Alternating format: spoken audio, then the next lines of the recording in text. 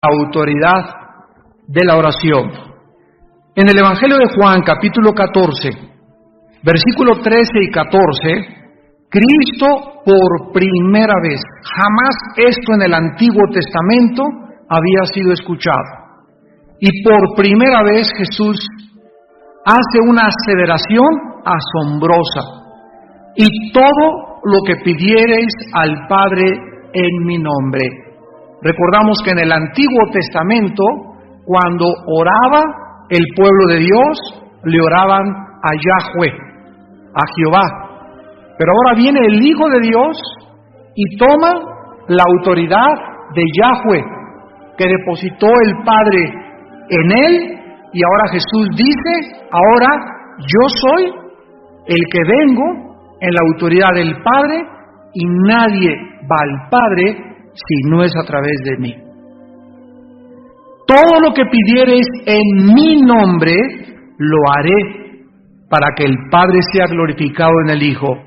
Si algo pidiereis en mi nombre, yo lo haré.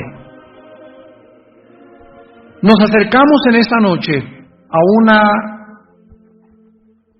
una área tremenda de la oración, que es la autoridad de la oración. Podemos en esta noche adelantarnos para decir, solamente aquellos que han nacido de nuevo, solamente aquellos seres humanos que han recibido y aceptado la vida de Jesús, en sus vidas son los que tienen autoridad para orar.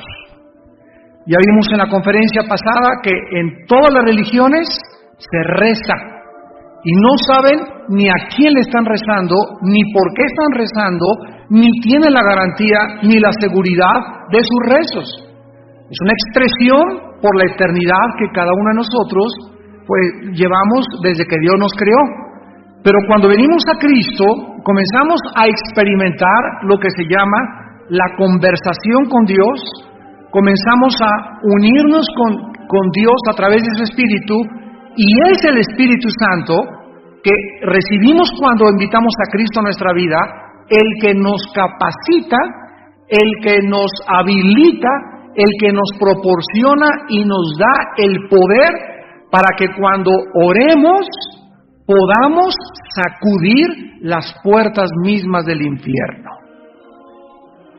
Vayamos al libro de Romanos, capítulo 8, y veamos esta verdad. Dice Romanos 8, versículo 26 y 27. Romanos 8, 26 y 27. Y de igual manera el Espíritu nos ayuda en nuestra debilidad. Aquí Pablo está hablándole a los cristianos, y lo primero que se nota es que nosotros, aún siendo cristianos y teniendo el Espíritu Santo y la naturaleza divina de Dios, nuestra carne sigue siendo débil. Entonces, en el lado humano, seguimos siendo dichoso el que pueda entender en esta tarde su debilidad humana. Porque tenemos este tesoro en vasos de barro para que la excelencia del poder sea de Dios y no de nosotros. Entonces Dios ha depositado un tesoro que es su Espíritu dentro de una naturaleza frágil, dentro de una naturaleza humana débil. Y somos tan débiles humanamente, yo dije dichosos los que lo puedan entender, porque si tú lo entiendes, jamás vuelves a confiar en tu humanidad, en tu carne, porque comienzas a descubrir que solamente cerca de Dios podrás alcanzar y lograr todas las cosas que Dios quiere que hagamos, nunca en la carne. El Espíritu nos ayuda en nuestra debilidad. ¿A qué debilidad está hablando? A nuestra debilidad humana. O sea, humanamente, el ser humano no puede orar. Tiene que haber algo sobrenatural en el ser humano que pueda capacitarlo para poder orar. ¿Por qué? Porque mi humanidad, síganme con cuidado, mi humanidad no está conectada con Dios. Es mi espíritu el que está conectado con Dios. Dios es espíritu y los que le adoran, no es en la carne que le adoran, no es en el alma que le adoran, aunque el alma está involucrada, pero es en espíritu y en verdad. Y como antes de que fuéramos cristianos nos desconectamos por Dios, desde el nacimiento, dice, cuando el pecado llegó al huerto del Edén, el ser humano nació desconectado con Dios. Recibes a Cristo y al Espíritu Santo y nos volvemos a enchufar con Dios. Y mi comunión con Dios, mi adoración a Dios y mi conocimiento a Dios tiene que ser a través de mi espíritu, con el Espíritu de Dios trabajando dentro de mi mente. El Espíritu nos ayuda en nuestra debilidad. Porque hemos de pedir, aquí lo explica, como conviene, no lo sabemos, o sea, nuestra humanidad no sabe, no conoce las cosas de Dios. Si yo conozco a Dios, repito, lo conozco en mi espíritu. Es mi espíritu el que me pone en contacto con Dios. Entonces, nunca sabemos cómo pedir. Santiago dice en el capítulo 4 que el ser humano no tiene porque no pide, y cuando pide, pide mal para gastar en sus deleites. El ser humano viene aquí, Señor, sáname mi hígado, sáname mi páncreas, hermano, ore por mi alta presión. Y esa persona que está viniendo a pedirle a Dios una oración, esa persona no vive en santidad, no vive en comunión con Dios. Viene a pedirle a Dios como si fuera el genio de la lámpara de Aladino. Y le pedimos mal a Dios. Señor, te pido que restaures mi matrimonio, y tú no estás haciendo nada por cambiar cuando tú tienes que comenzar a cambiar para que Dios sane tu matrimonio. Y así es la forma en la que el ser humano humanamente no conoce la voluntad de Dios. Esta es la razón por la cual el Espíritu Santo nos fue dado. Sigamos leyendo.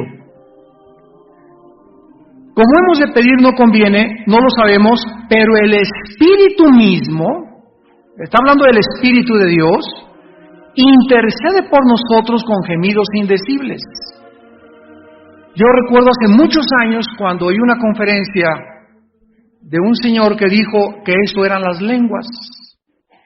Y aunque sabemos que existe el don de lenguas y que hay personas que tienen este don y no todos lo tenemos, estas no son lenguas, porque aquí está hablando de gemidos que no se pueden pronunciar. La palabra indecibles significa que no se pueden ni siquiera expresar. Y en segundo lugar, no está hablando del ser humano, aquí está hablando que es el Espíritu el que está gimiendo indeciblemente. Comprobémoslo en el versículo siguiente. Mas el que escudriña los corazones, o sea, el Padre, sabe cuál es la intención del Espíritu, porque conforme a la voluntad de Dios intercede por los santos. ¿Quién es entonces el que le lleva a Dios lo que muchas veces en mi corazón yo no puedo expresar? El Espíritu Santo. El Espíritu Santo gime y sufre junto conmigo. El Espíritu Santo es tan hipersensible que cuando estamos quebrantados con un corazón contrito y humillado, podemos caer y no sabemos ni qué decirle a Dios. El Espíritu Santo dice, no hay necesidad de palabras. Yo voy a subir al Padre y le voy a expresar y le voy a dar a conocer tu condición. Y yo voy a interceder por ti, porque a su derecha está sentado el Hijo, el cual vive para interceder por nosotros.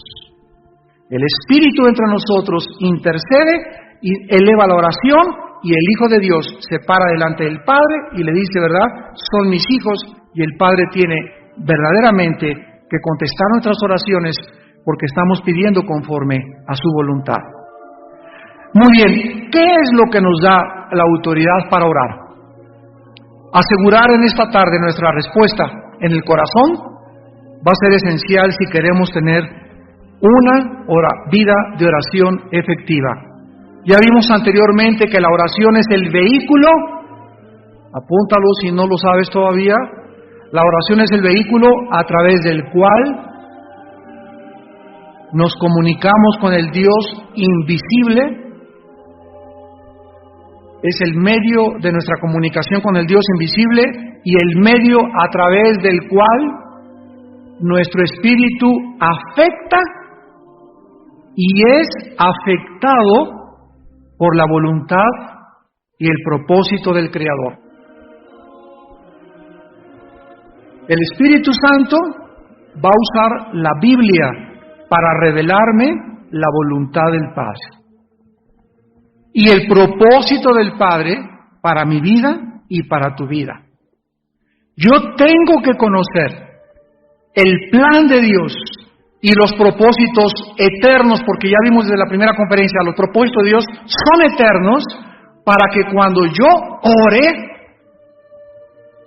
esté orando conforme al plan de Dios, porque si lo que yo le pido a Dios forma parte de su propósito para mi vida, tengo la seguridad de que mi oración es contestada. Les voy a dar un ejemplo. Dios dice que nuestros hijos serán como olivos junto a nuestra mesa. Dios dice, serás salvo tú y tu casa. Dios dice en los Salmos, mi semilla, mi descendencia será bendita.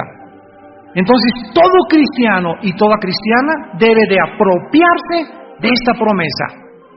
Es la voluntad de Dios que mis hijos lo conozcan. Esa es la voluntad de Dios. Por lo tanto, seguiré orando por ellos.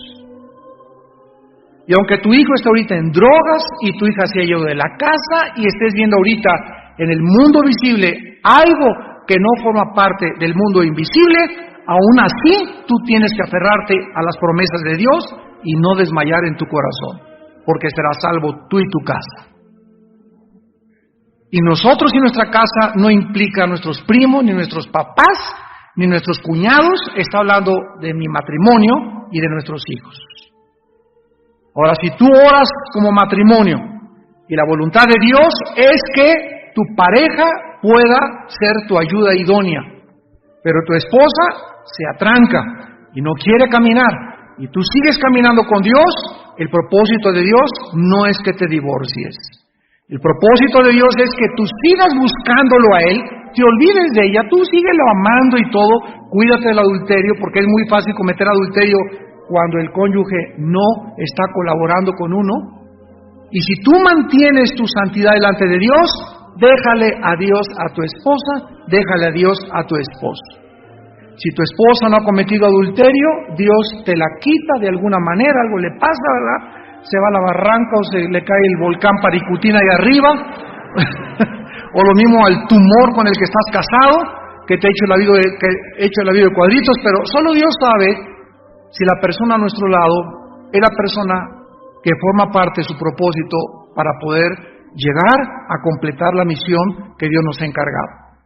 Nuestra misión es cambiar nosotros, seguir a Dios y dejarle a nuestra esposa, a nuestro matrimonio y a nuestros hijos en sus benditas manos. Vayamos al libro del Génesis y repasemos brevemente la caída humana, porque es sobre esta base que podemos nosotros orar. Originalmente Adán y Eva tenían comunión con Dios, estaban conectados con Dios. Y la relación que tenía Adán con Dios era de oración, al grado que dice la Biblia que la voz de Dios se paseaba por el huerto. O sea, continuamente ellos estaban oyendo, Dios nos dio oídos, nos dio una mente para entender, oían y entendían su voz. Y tenían una conversación y una comunión íntima con Él. Yo no puedo conocer a nadie más que a través de mi comunión con esa persona. Todo esto lo vimos en la clase anterior. Si tú quieres conocer a una persona, necesitas pasar tiempo con esa persona. Si como matrimonio ustedes no pasan juntos tiempo diario, media hora diaria, o de vez en cuando luna de miel, o que no tengan tiempo de platicar y la comunicación se rompa en el matrimonio, es un matrimonio dividido por las fuerzas del infierno. La barrera más grande de un divorcio es la falta de comunicación en el matrimonio, donde tú ya no le hablas a tu esposa no te habla a ti. ¿Cómo la voy a conocer? No, esta vieja chillona, siempre que llevo esta eso, ella habla mal de ti también, y nunca han podido entenderse, ni comunicar sus emociones, ni sus sentimientos, por falta de comunicación. Así hay muchos cristianos que dicen, ay, si Dios es Dios, ¿por qué manda temblores? ¿Por qué manda huracanes? ¿Por qué permite estas cosas? Por tu falta de comunicación con Él, no esperes entenderlo. Pero si tú mantienes una comunicación ininterrumpida con Dios, dice la Biblia, los entendidos entenderán todas las cosas. Daniel capítulo 12. En Génesis 3, vemos nosotros en qué estado quedó la humanidad después de la caída, porque es importante recordar el estado en el que tú y yo nos encontrábamos antes de nacer de nuevo. En primer lugar, en Génesis 2:17, Dios le dijo a Adán y Eva que el día que comieran iban a morir. Cuando pecaron, la primera consecuencia de nuestros primeros padres es que se aislaron, se cortó el cordón que unía umbilical con Dios, se cortó la línea de comunicación con el mundo, con la eternidad y con el mundo invisible y el mundo espiritual, se cortó y el ser humano quedó aislado de Dios. Pero como el ser humano, desde Adán hasta nuestros días, quedó aislado del cielo, traemos la imagen todavía de Dios, distorsionada y pervertida dentro del corazón. Sabemos que hay un Dios, sabemos que hay la eternidad, y el ser humano inventó las religiones para tratar de ¿qué? De poder, a través de adorando al Paricutín, adorando a las torres de Teotihuacán, adorando a los dioses de Aquiles, a los dioses griegos. Nos hemos inventado millones y miles de dioses y miles de formas para poder hacer contacto con el cielo. Y nadie nos podrá decir cómo hacer contacto con el cielo si Dios no hubiera bajado a esta tierra en la persona de Jesucristo y nos hubiera dicho, yo soy el vehículo para que tú te conectes con mi Padre otra vez. Entonces, lo primero que el ser humano sufrió fue aislarse de Dios. En segundo lugar, dice en Génesis 3:9, que quedamos confundidos e inseguros de nuestra verdadera identidad. Quedamos confundidos e inseguros acerca de nuestra verdadera identidad. Mas Jehová Dios, Génesis 3:9, llamó al hombre y le dijo, ¿dónde estás tú? Y desde Adán hasta nuestros días, el ser humano no sabe de dónde viene, dónde está y a dónde se dirige. Son las tres preguntas de todas las religiones y de todos los filósofos. Ninguna filosofía, ninguna religión, ni ninguna ciencia nos podrá contestar estas tres preguntas más que la Biblia. ¿De dónde venimos? ¿Quiénes somos? ¿Y hacia dónde nos dirigimos? ¿Dónde estás tú? Dios sabía y Dios sabe dónde te encuentras y dónde me encontraba yo antes de ser cristiano. Pero porque el ser humano perdió su identidad. Las mujeres creen que solo sirven como objetos sexuales. Ayer fuimos a predicar en Toluca al Moloyita, la prisión estatal del Estado de México. A 500 presos, eran 200 mujeres y 300 varones. Se convirtieron el 100%. Todos se pararon a recibir a Cristo. Pero aquí lo filmamos, les vamos a pasar la película porque filmamos todo y fue una cosa preciosa. Pero yo les decía a todas las mujeres, bueno, de veras, tú entras a una prisión y es lo más deprimente que puedas, el medio ambiente más deprimente en el cual tú puedas estar. Y estaban todas, ¿verdad?, con unas caras de angustia, ellos también, y ves ahí todo el panorama del ser humano caído, sin esperanza, y es el semillero y el campo más fértil que existe para sembrar la palabra, los hospitales y las cárceles. Y yo les decía a las mujeres ayer en la prisión, les decía, ustedes precisamente se dejan manosear por cualquiera, Se dejan tratar como, por eso aceptan ser Miss México, que es un mercado de carne, Miss Universo, que es un mercado de carne, los desfiles de modas, que todo absolutamente está relacionado con el sexo en la mujer. La mujer ha aceptado este papel y hasta para el jabón anuncian el sexo. Y la mujer ha perdido su identidad y como el hombre ha sido un macho, nieto de Zapata, ahijado de Pancho Villa, la mujer ha tratado de rebelarse contra este machismo varonil, formando movimientos feministas, movimientos de independencia de la mujer, y se fueron al otro extremo, ¿verdad? Son las seguidoras de Paquita, la del barrio. Con un odio tremendo a los hombres, como también Lupita D'Alessio, ¿verdad? Que les tiran, somos ratas de dos patas, abortos de la naturaleza, escupitajos del cielo. Bueno, todas las cosas, y no se les culpa a muchas mujeres de estas, porque los hombres han sido indirectamente culpables de que la mujer se encuentre en esta situación. Pero cuando recibes a Cristo, como hombre y como mujer, recobras tu identidad. Y lo primero que los varones hacemos cuando recobramos nuestra identidad es que se nos tiene que ir lo macho. Es lo primero que tiene que salir de tu vida, lo macho. Y la mujer tiene que recobrar su identidad y saber cuando tiene a Cristo que vale su precio en oro, porque Dios, el Hijo de Dios dio su vida por ti en la cruz, y aunque tu esposo te diga, eres una tonta, eres una bruta, mi mamá dijo no me casará contigo, nunca harás nada, no lo oigas al león rugir. Tú oye lo que Dios te dice, tú eres una joya, algo precioso para los ojos de Dios, y recobras tu valor, y ya no vas a andar ahí menospreciándote, y nadie me quiere, y soy la arrimada, y soy la huerfanita, me dicen Anita la huerfanita, etcétera, etcétera, porque recobras tu identidad, y cuando alguien recobra su identidad, ya no dependemos de nuestro valor, de lo que la gente, como la gente nos valúe. Ya no me importa si la gente me dice que soy esto, que soy el otro, mi valor viene del cielo.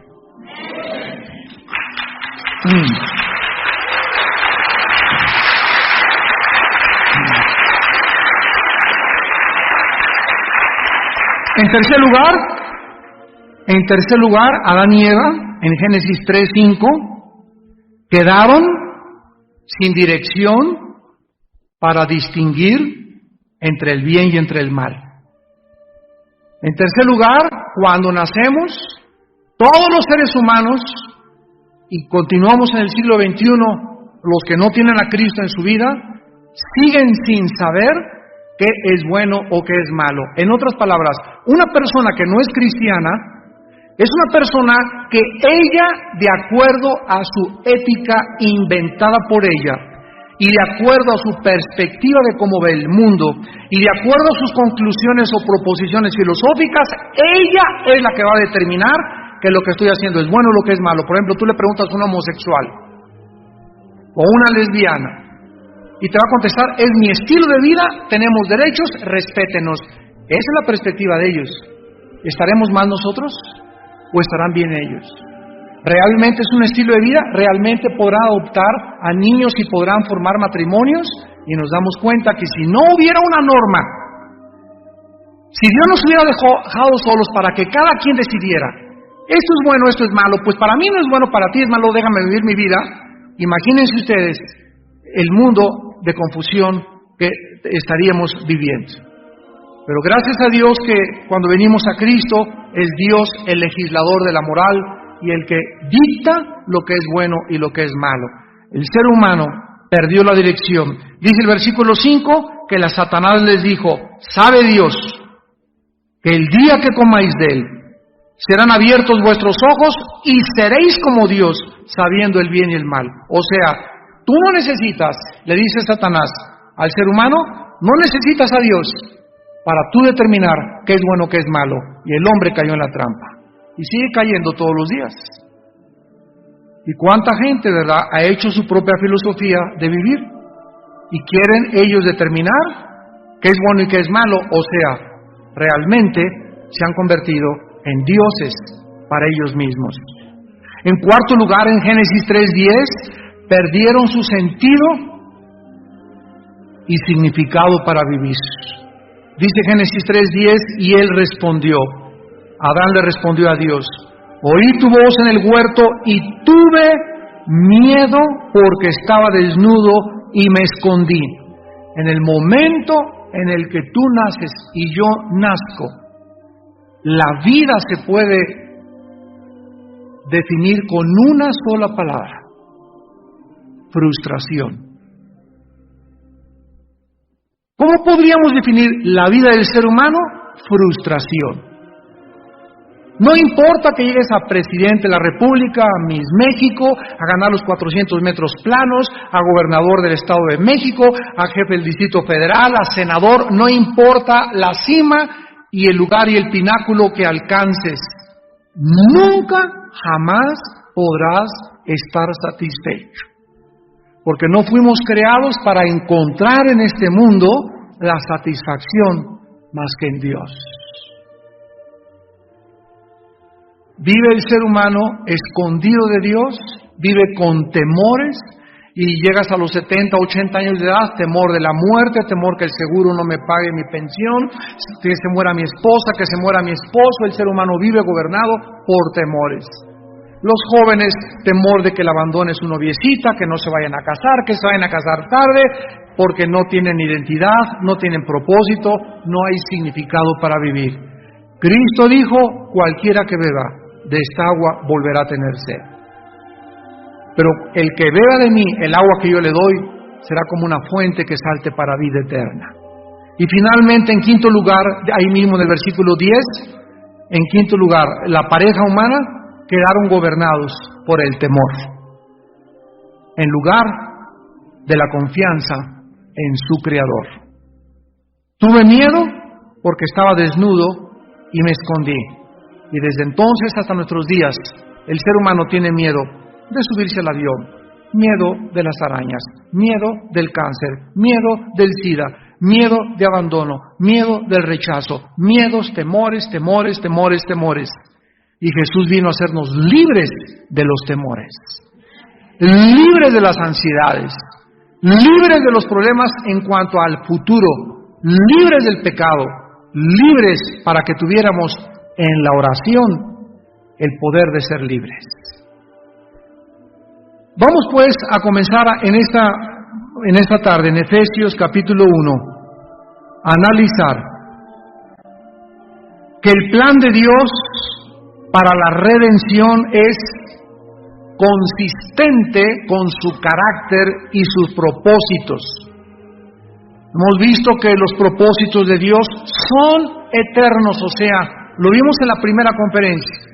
Lo que Dios se propuso desde el principio, la caída humana no abortó su plan, no interrumpió su plan más que temporalmente.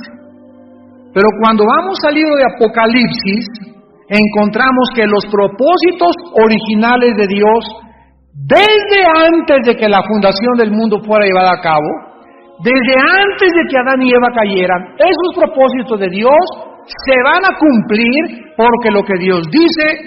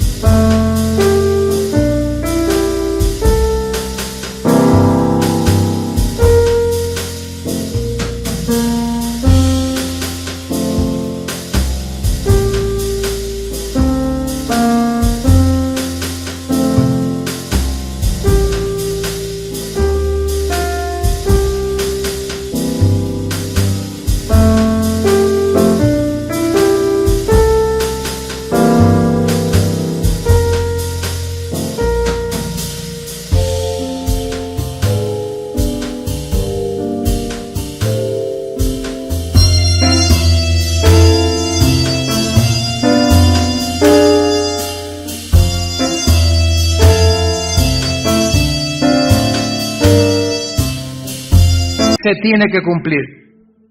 Y como estos propósitos de Dios son eternos, yo tengo que saber que Él perfeccionará en mí lo que Él ha comenzado.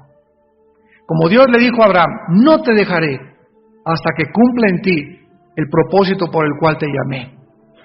En Efesios 1, versículo 4, podemos encontrar esta verdad cuando dice la Biblia con una profundidad excelsa: nos escogió de Él antes de la fundación del mundo para que fuésemos santos y sin mancha delante de Él, antes de que creara Dios el universo, la primer pareja, antes de que hubiera árboles, antes de que hubiera animales.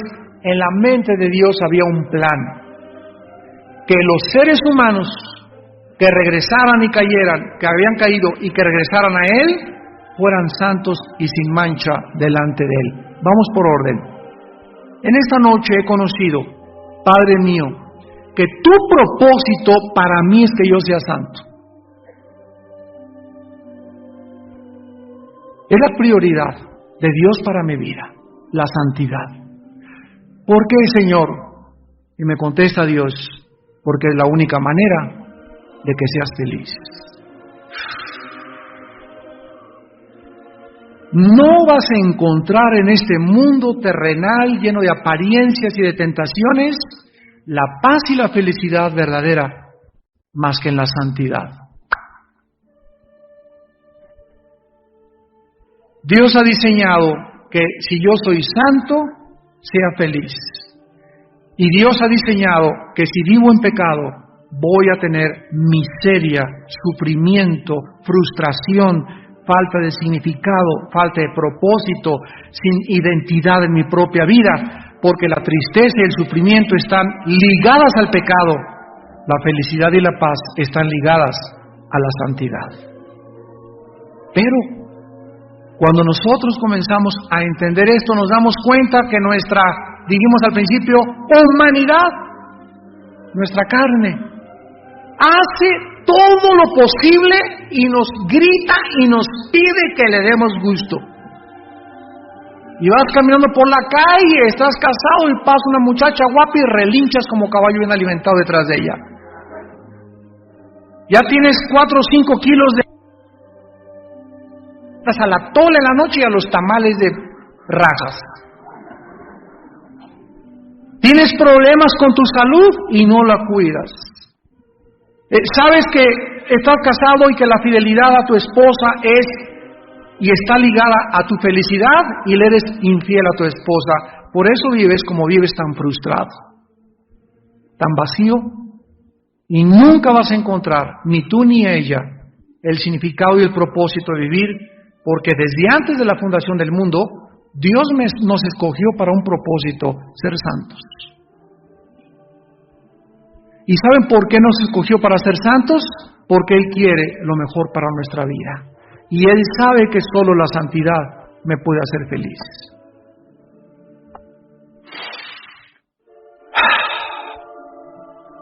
Dios simplemente, ¿verdad?, pudo habernos criado sin propósito y significado, y pues cada quien que encuentre su camino.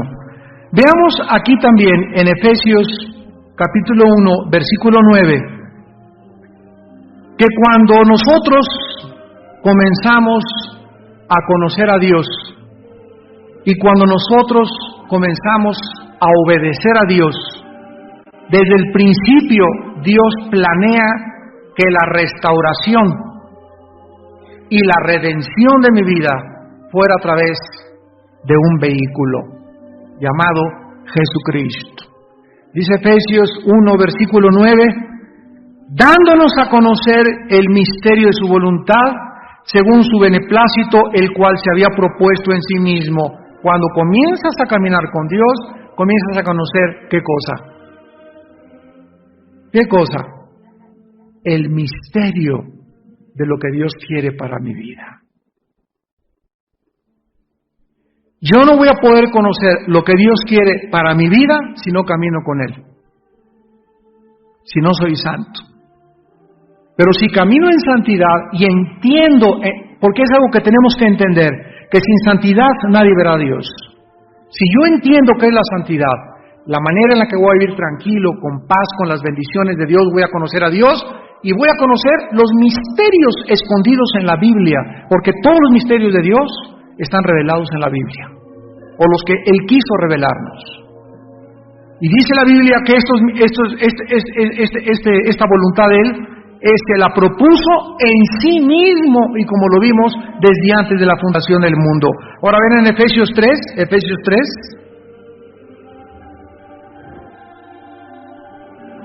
versículo 10 al 12, para que la multiforme sabiduría de Dios, la palabra multiforme significa de formas múltiples, o sea, de muchas formas.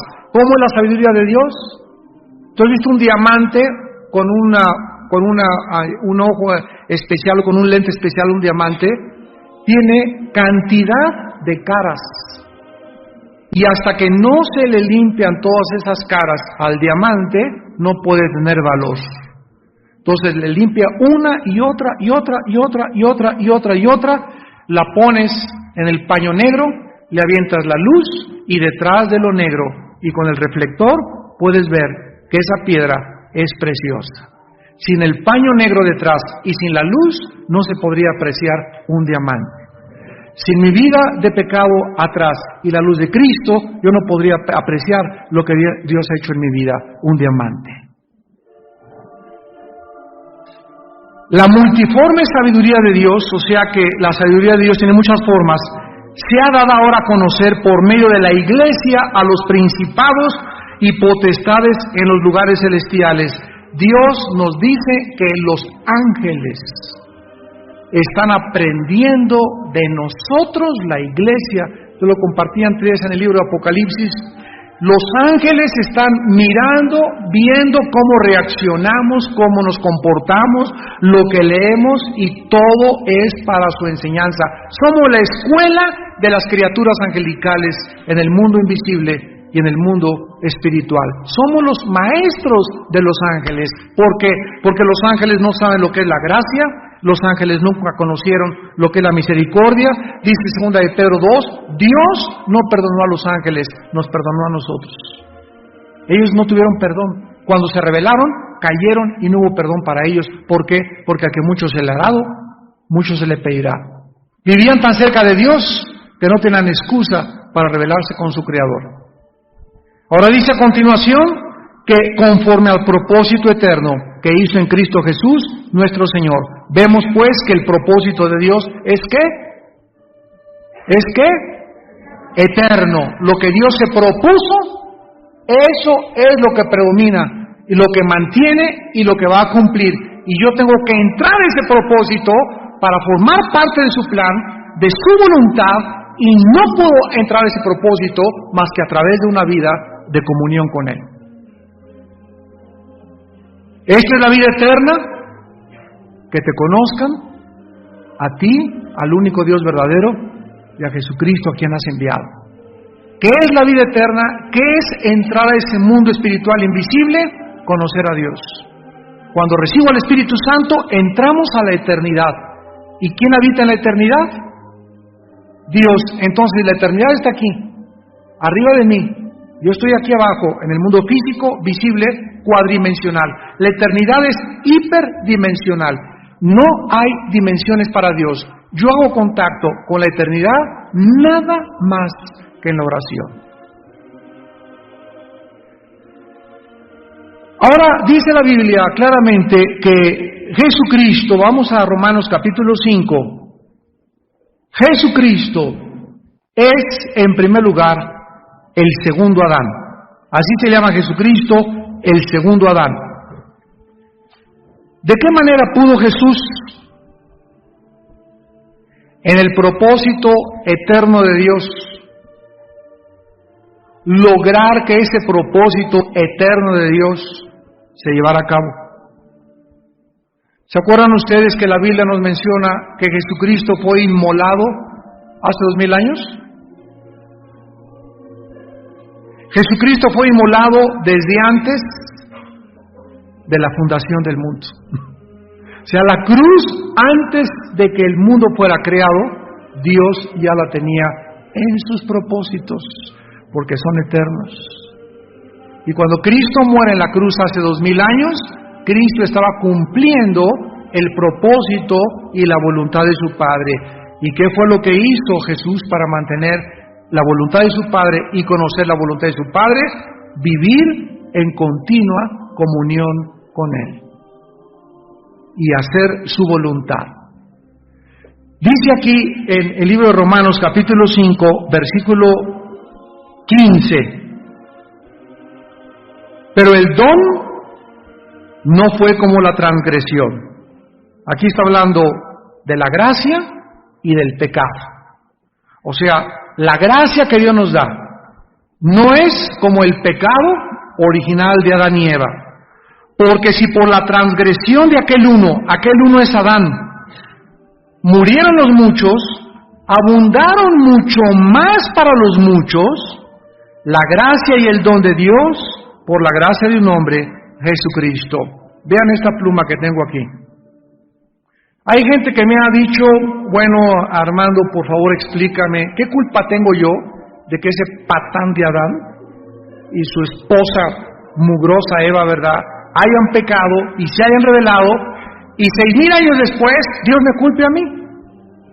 Dije, bueno, te lo voy a explicar. Esto es una balanza. Dios creó al mundo en una balanza. Aquí estaba Adán y Eva en el centro de la balanza. Entonces Dios le dijo a Adán y Eva, tú puedes caminar hacia acá e inclinar la balanza hacia acá, o inclinarla hacia allá, o mantener el equilibrio de la balanza si te mantienes en el centro. Pero si tú comienzas a caminar para acá, que es el lado negativo, vas a morir y te vas a separar por mí. Adán y Eva se inclinaron hacia acá y la balanza se inclinó desde Adán hasta nuestros días del lado izquierdo. Y cuando nacemos, todos nacemos inclinados y con la tendencia hacia la maldad. Y si no, pregúntaselo a tu hijito de 1 año y medio y 2 años. A los niños nunca les vamos a enseñar a portarse mal. Por naturaleza se portan mal. Les enseñamos a portarse bien, les enseñamos a caminar para acá, porque nacemos en pecado y con la tendencia hacia la maldad desde el nacimiento. Muy bien, entonces, como el ser humano, Dios sabía que iba a culpar a Dios de que qué culpa tenemos que nos hayan inclinado, Dios mandó a otro hombre e hizo esto el otro hombre, Jesucristo. Desde hace 2000 años que Jesucristo vino al mundo, vino otra vez a nivelar la balanza. Entonces, si tú te vas al infierno, tú nunca le podrás decir a Dios, yo no tengo la culpa de que alguien haya muerto, porque Dios te va a contestar, si por un hombre naciste con la tendencia del mal, yo te mandé a un segundo hombre para que fuera mucho más grande dentro de ti el poder para servirme que el poder para la maldad. Te vas al infierno no por culpa de Adán y Eva, te vas al infierno porque no quisiste la medicina. No quisiste enderezarte. Quisiste permanecer en el estado en el que naciste. Y esta es la condenación, que la luz vino al mundo y los hombres amaron más las tinieblas que la luz, porque sus obras eran malas. Ahora vean ahí en Romanos 5, en el versículo 17 al 19. Pues si por la transgresión de uno solo reinó la muerte, o sea, ¿por qué morimos? Porque el primer ser humano inclinó la balanza hacia la izquierda, pecó y hemos heredado genéticamente en el espíritu y en la sangre la maldad, la maldición que puede llevar a muchos al infierno si antes de morir no arreglan sus vidas y no son santos delante de Dios. ¿Saben ustedes que en 1860, me voy a detener un paréntesis, en 1860 había un hombre, un monje austriaco llamado Mendel, y fue el primer científico que hizo experimentos con chícharos y que comenzó a determinar las características genéticas hereditarias del ser humano. O sea, Mendel demostró que se transmitían las características de los genes de generación en generación. El proyecto más grande y más superlativo del siglo XX, del siglo pasado, no fue la bomba atómica, la fisión nuclear, la invención de las computadoras, que el hombre ha llegado a la luna, la plataforma espacial. El invento más grande, el descubrimiento científico más grande del siglo XX se llamó el proyecto del genoma humano, donde los genetistas y los científicos descubrieron que dentro del esperma de mi padre, y cuando se juntó con el óvulo de mi madre y vino la fertilización y se formó un cigote y luego se formó un feto y luego ya nacimos como bebés, dentro de ese esperma microscópico de mi padre y dentro del óvulo de mi madre, al juntarse las cromosomas de mi padre con las de mi madre, dentro de los genes existen los transmisores de la herencia, que se llama el ADN, ácido desoxirribonucleico. Y esto es lo que determina qué estatura vas a tener, el color de ojos de tu mamá, o la cicatriz de tu mamá, el lunar de tu abuelo, etcétera, etcétera, el color de tu piel, el programa, el software, viene en un espermatozoide y en el óvulo de la mujer. Al juntarse, determinan lo que somos. Los genetistas descubrieron eso en 1860 y en el siglo XX se descubrió que dentro de los genes no solamente había características hereditarias físicas, sino también emocionales. Y de ahí oímos que sacó lo berrinchudo de su abuela, sacó lo terco de su papá, sacó la dulzura de su madre. Las características emocionales nos están hablando, señores ateos, que es imposible que la materia pueda producir conciencia, que la materia químicamente pueda a través de billones de años de evolución producir emociones ni sentimientos, ni la inteligencia, porque la nada no puede producir nada. Entonces, la conciencia, ¿de dónde salió? ¿De dónde salieron las emociones y los sentimientos si es que somos pura materia, como dicen los materialistas?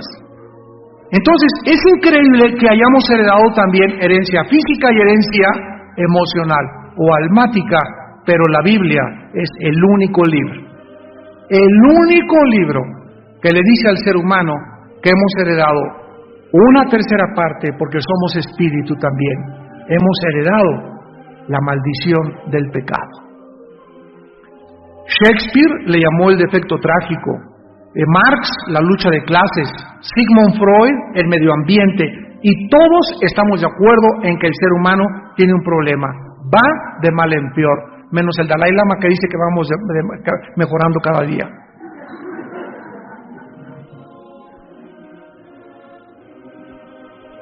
Y en la Biblia nos dice que es el pecado, es una fuerza maléfica que en mi humanidad me inclina a adulterar, a mentir, a defraudar, a autodestruirme, a fumar, a meterme humo, a meterme drogas, a desvelarme, a cometer adulterio, a emborracharme, como si nos estuviéramos así con cuchillos diciéndonos, me odio, me odio, me odio.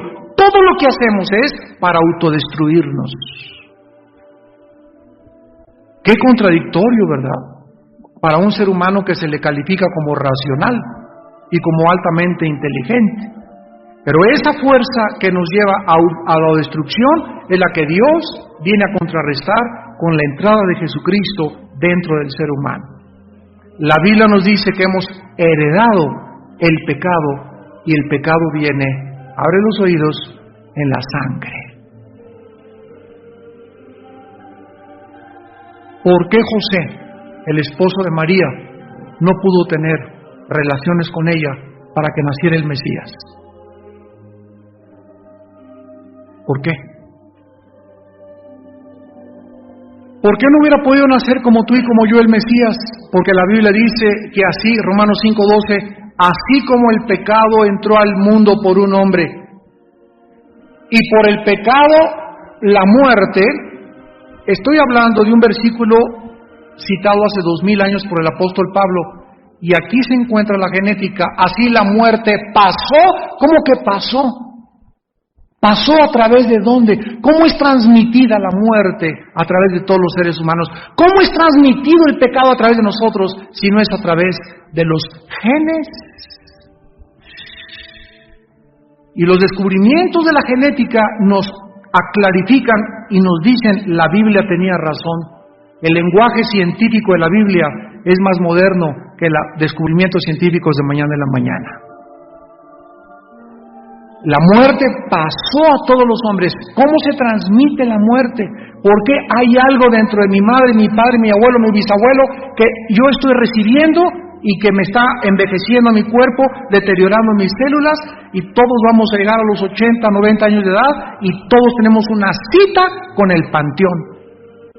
Ahí acabamos todos, porque está establecido a los hombres que mueran una sola vez y después el juicio por causa del pecado. Sigamos leyendo en Romanos 5 para terminar. Versículo 17. Si por la transgresión de uno solo reinó la muerte, vean ustedes que la muerte se le designa como una reina. La muerte, ¿quién es un rey? Alguien que tiene dominio, alguien que da órdenes, alguien que manda, alguien a quien se le tiene que obedecer. La muerte reinó, estábamos sujetos los seres humanos antes de la resurrección de Cristo a morir, finalmente sin ninguna esperanza. Reinó la muerte por Adán. Mucho más reinaremos en vida por uno solo, Jesucristo, los que reciben la abundancia de la gracia y del don de la justicia.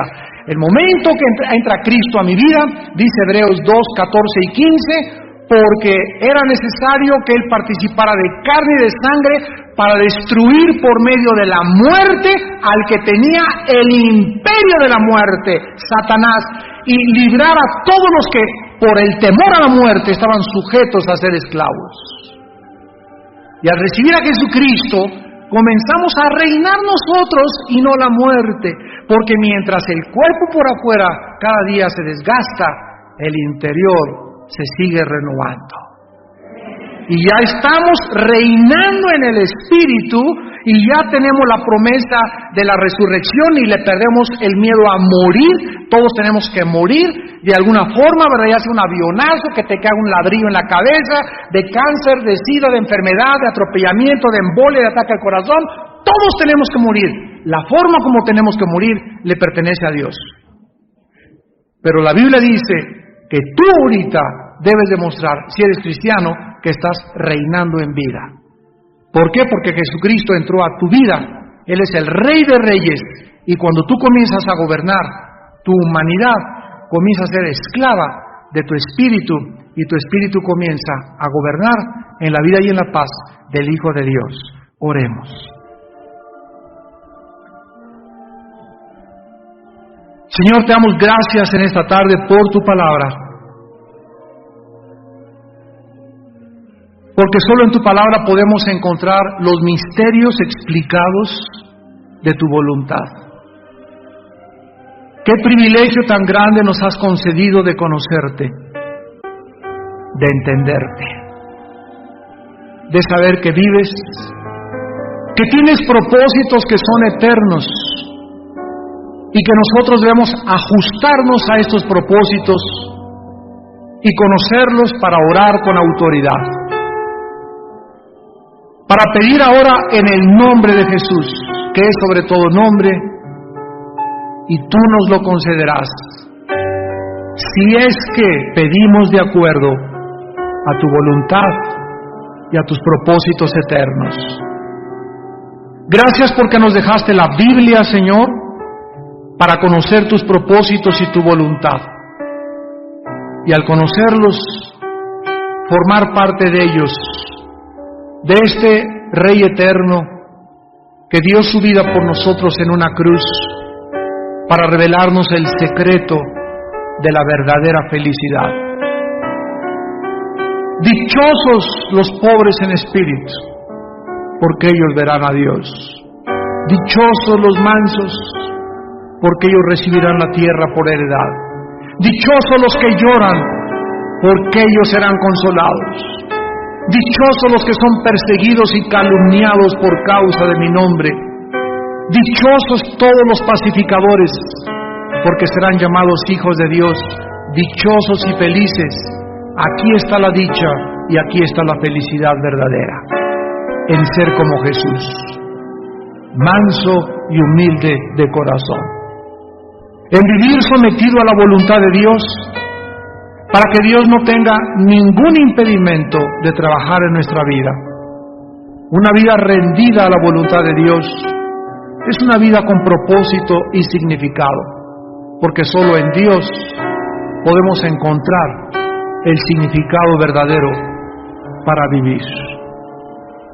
Padre, en esta noche te pedimos que salves las almas, que nos des almas de esta reunión, y todos ustedes en esta noche que aún no tienen esta relación con Jesús, todos ustedes en esta noche que aún no conocen la vida eterna, ni has entendido la voluntad del Padre para tu vida, entrégale tu vida a Cristo en este momento, y ahí desde tu lugar dile estas palabras: Señor mío y Dios mío, te pido perdón por mis pecados.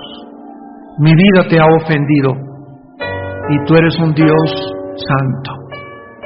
Creo que tu Hijo en la cruz pagó con su muerte y con su sangre por mis pecados, y te pido que me perdones en base no a mis buenas obras, sino a lo que Él hizo en mi lugar, en la cruz. Señor Jesucristo, creo en ti como el único Mesías y Salvador de mi vida. Te pido que entres a mi corazón en este momento. Te recibo como Dios y como Salvador.